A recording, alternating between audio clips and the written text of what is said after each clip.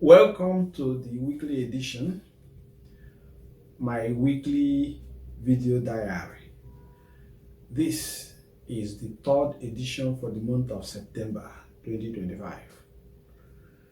I started my video diary since the last week of January of this year.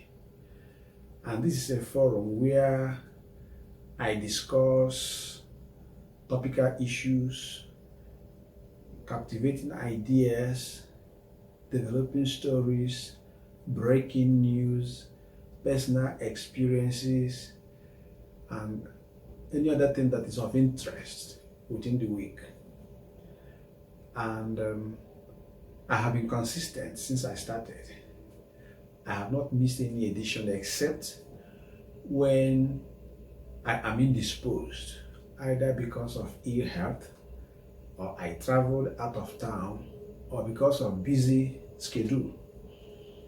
It has never happened that there was a week when I couldn't find a topic to discuss. But somehow, this week, I have been trying to come up with a topic. Yes, I was finding it difficult to get a topic of discussion. But thanks to the internet and to YouTube and to artificial intelligence, while I was randomly scrolling through YouTube, I came across a topic, which is what I'm going to talk about. I'm going to talk about Ikigai. So my topic today is discovering Ikigai, your reason for being. Your reason for being. What exactly is Ikigai? Well, Ikigai is a word that has Japanese origin. It is derived from two words. Number one is Iki, which means life, and then Gai, which means worth. So literally, Ikigai means life's worth or reason for being. So the word has a root in Japanese. It's a concept meaning a reason for you to get up in the morning. So it's a beautiful philosophy that combines joy and purpose, fulfillment into a unified approach of living. As I said, it is deeply rooted in Japanese culture. In fact, it originated from a part of Japan called Okinawa. Okinawa belongs to the so-called blue zones of the earth. These are places where the life expectancy is significantly above the global average. So you see people, a lot of centenarians, people in their 100 of years, people who have attained the age of 100. And it's not just that they live long, but they also combine longevity with happiness and health. So there's longevity and health. They live long and they live healthy and they live happy. And among all the factors that contribute to their longevity is this concept of Ikigai that I'm going to talk about today. Now, before I dive into the concept, let me talk about what informs our career choices. Yes. Why do people make the choices of career that they make? Basically, there are four considerations that inform people's career choice. Number one, people choose based on what they love. And that's what we used to tell our young people. We say, follow your heart, follow your inclination, do what you love doing. Choose a career that you will enjoy. So that is what you love. Then number two, we talk about what you are good at.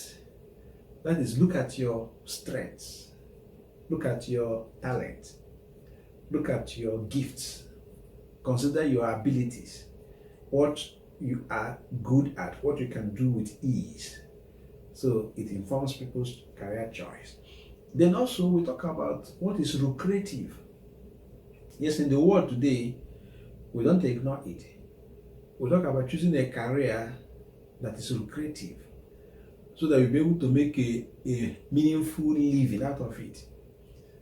That is another consideration, a career that can pay very well, for which you can be paid, compensated. Then finally, we also talk about what the market demands, the need. We talk about it. We emphasize it a lot that before you make a career choice, think about the market. Think about the demands. What do the world need? So that you don't go and do something that is not in high demand. So these are basically the 4 considerations that inform career choices. And these also form the core principles of Ikigai. Okay? They are the 4 essential elements of Ikigai. So you talk about what you love, which is your passion. Then you talk about what you are good at. That's talking about your vocation. Then you talk about what you get paid for, something you can earn a living from, and that is your profession. And then finally, what the world needs, and that is a mission. Well, it's going to be explained. I'll use a Venn diagram. Normally, there's a Venn diagram that explains Ikigai. Venn diagram is a group of 4 circles that intersect with one another. I've mentioned the 4 considerations or the 4 elements of Ikigai. If you represent them as a circle, there's a point where they intersect with one another. So let's look at that Venn diagram.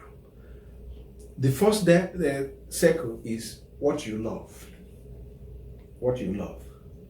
The second one is what you are good at. The second circle. At the intersection of what you love and what you are good at is your passion. That is to say, if what you love, you are also good at it, that becomes your passion. On the other hand, if what you love is also what the world needs, then that becomes your mission. So at the intersection of what you love and what the world needs is your mission. Then, that thing you are good at, if you are being paid for it, you can do it well and you are earning from it. That is your profession. And if that thing you are being paid for is also what the world needs, but you are meeting the needs of the world and you are being paid for it, that becomes your vocation. So, that is it. Now, at the point where your passion and your mission and your profession and your vocation intersects, that is the Ikigai. You have reached a point of Ikigai, where your passion and your mission and your profession and your vocation intersects. That's exactly what it means.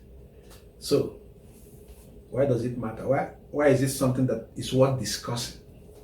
Why is that concept worth discussing? Why have I chosen it? For many reasons. Number one, it is balance, perfect balance.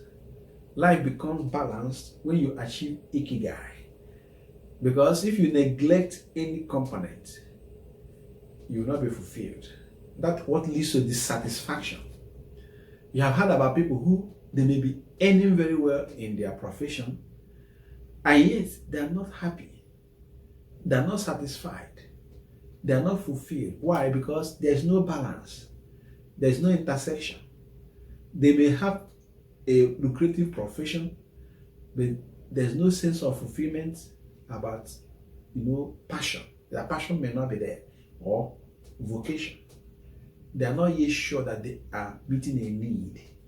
So that is why it's important, so that you avoid a life of dissatisfaction and lack of fulfillment, or even stress, financial stress. When people are doing things and they're not being compensated adequately, it can lead to financial stress, or even that sense of lack of sense of purpose. You see, you live a life of purpose when you are able to achieve Ikigai. Not only that, number two, Ikigai makes for meaningful impact. It is only when you achieve Ikigai that you can impact lives. You touch people. So you benefit yourself, you also benefit others. You make yourself happy, and you make other people happy. So it creates a ripple effect, positive ripple effect that goes round. When you are happy and you make people happy, it goes round. You spread happiness. It also enhances a sense of well-being. Okay, when people achieve Ikigai, they live a good life. It is linked to happiness, reduce stress, and remarkable longevity. I started by introducing the people of Okinawa, people that live up to 100 years and they live in health and they live happy. And we say that they have embraced or they practice this life of Ikigai. In fact, the word originated from there. That is balance. The reason for living. The reason why you wake up in the morning is Ikigai. So it matters. It makes for quality living. It adds quality to life. That is it. So I can illustrate it with life examples. For instance, think about an educator, or what we used to call a teacher, a classroom teacher, maybe in college, university, or even high school, secondary school teacher.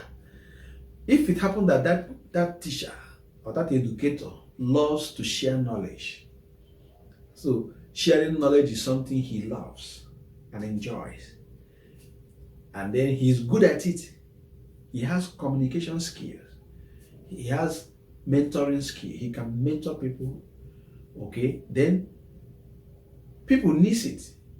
People need education, counselors, guidance and counseling. People need that. So he's meeting the need of the world, and also he's being paid. That is his profession. So that is Ikigai. That's a man who has achieved Ikigai. He's doing what he loves, and he's good at his work. He's being paid for it, and he's meeting the need of the world. He's meeting the need of people. That is Ikigai. You can also take it to a medical profession, somebody that loves caring for people, and he has the skill and the knowledge, he has been trained, and he has chosen it as a profession. He's been paid as a doctor, as a nurse, as a caregiver, and he's meeting the need of people. That is Ikigai. So we can also multiply it in different areas, Ikigai. So how do one achieve Ikigai? How can you find your Ikigai? Because I want to make it as a lecture now. I'm teaching, I'm imparting knowledge. This is a concept that I'm sharing. So as important as it is, the question is, how can somebody achieve Ikigai in his life? Well, there are a number of things, simple steps. Number one is there's need for deep reflection. You have to think. Think about it. Search yourself. Interrogate yourself. Try to understand what is important to you. What do you like doing? What energizes you? What are your natural talents? And what are the problems you notice? There are so many problems in the world, but which ones come to your notice? Which ones disturb you? Which ones are you particular about? Which one do you feel that something ought to be done about them?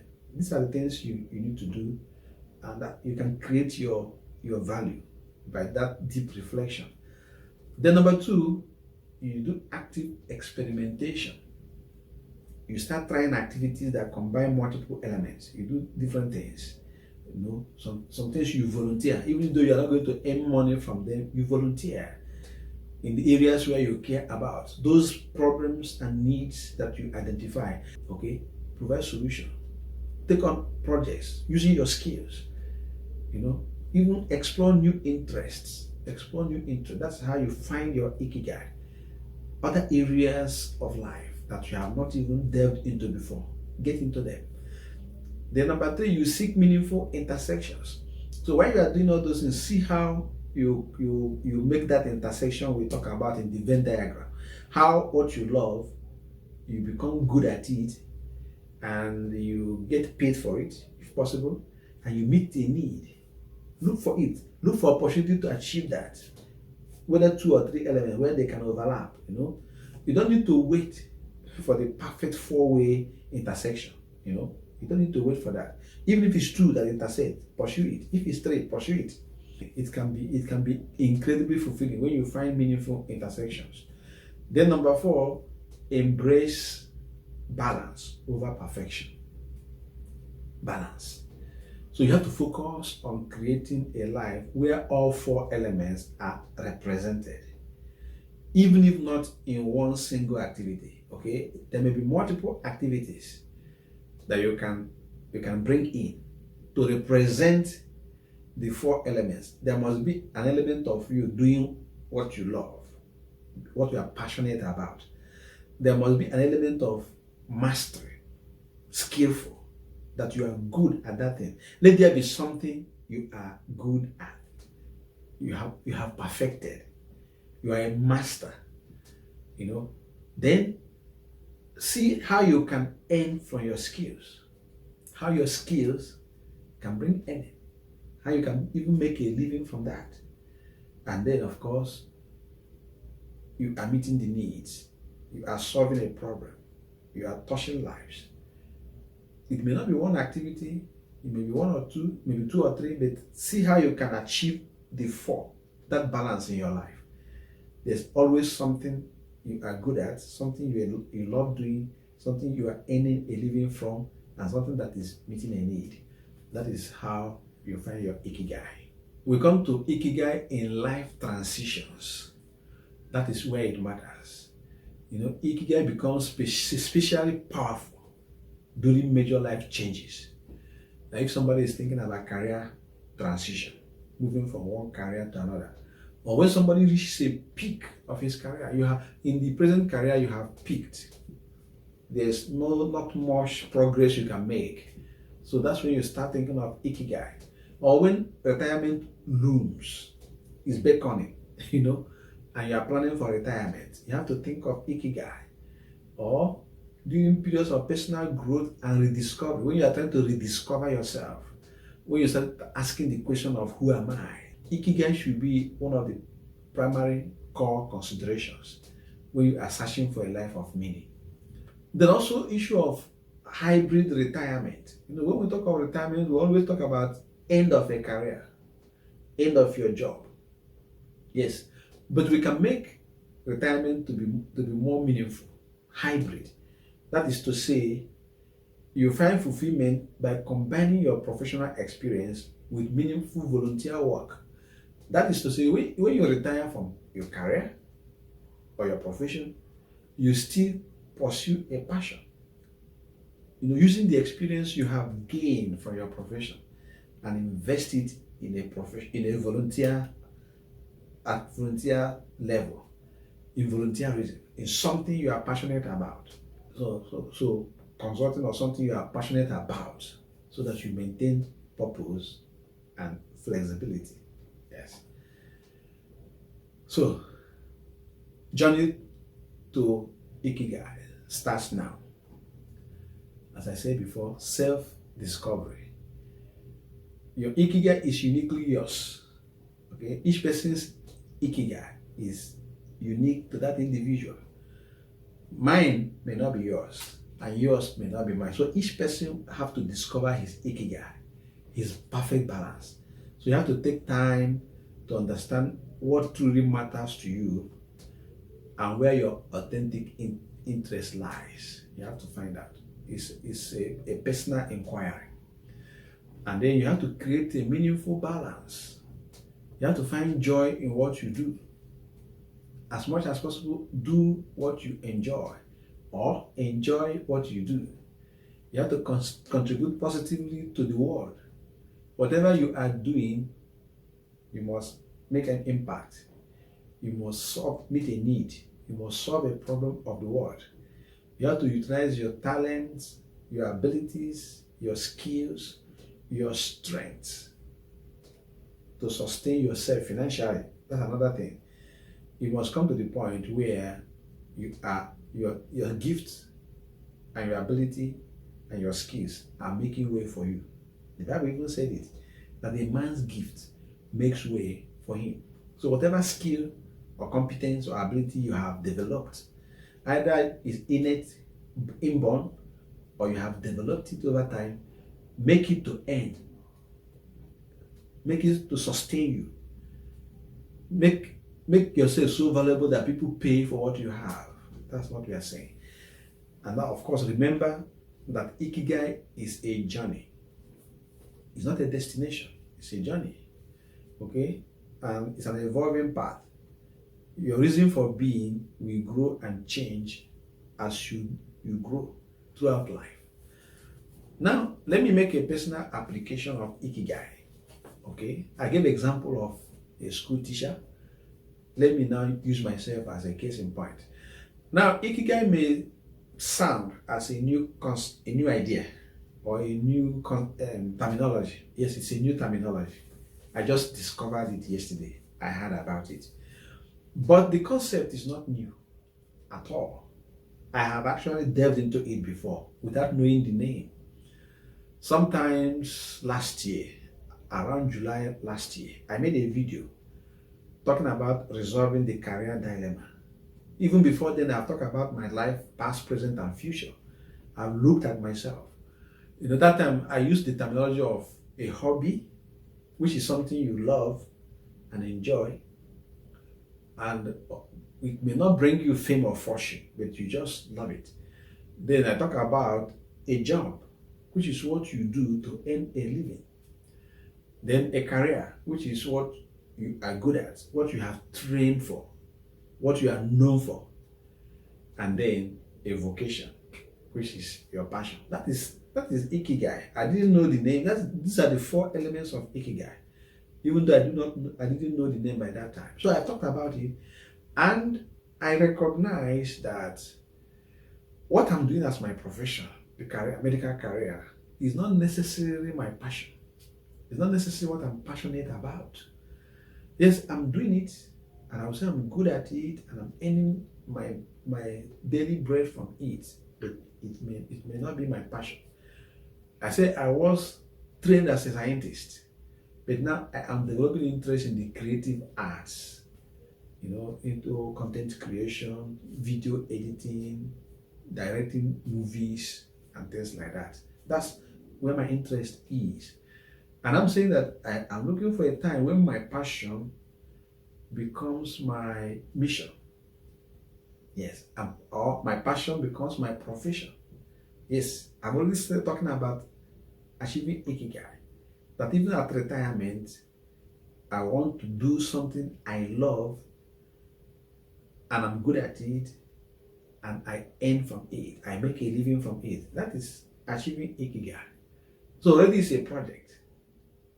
It's just crystallizing now, and it's something I'm going to focus. The journey has started, and I believe I'm going to get to the destination one of these days. So thank you very much for giving me audience. Find your Ikigai. Get a balance. Find a meaning for being. A meaning why you wake up in the morning. It makes life much, much more interesting. Thank you very much. See you in the next edition.